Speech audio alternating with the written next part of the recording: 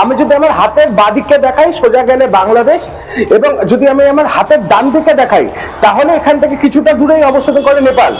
এই এলাকা থেকে দীর্ঘদিন ধরে বাড়ছে অনুপ্রবেশ, কিংবা এই এলাকাতেই উদ্ধার হচ্ছিল একের পর এক সিমবক্স।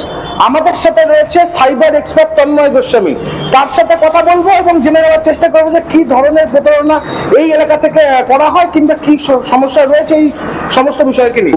সেনসিটিভ একটা রিজিয়নে বসবাস করি, এটা শিলিগুড়ি করিডোর বা চিকেন স্নেক বলে পরিচিত।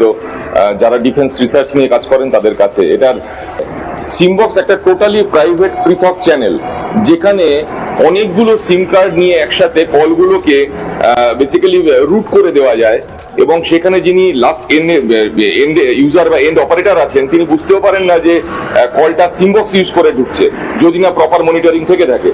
এবং এক্ষেত্রে যেটা অসুবিধাজনক সেটা হচ্ছে এটা সিকিউরিটির জন্য প্রচন্ড পরিমাণে ক্ষতিকারক, ইন্টারনাল দেশের সিকিউরিটির জন্য। কারণ হচ্ছে কল তো ট্রেস হচ্ছে না।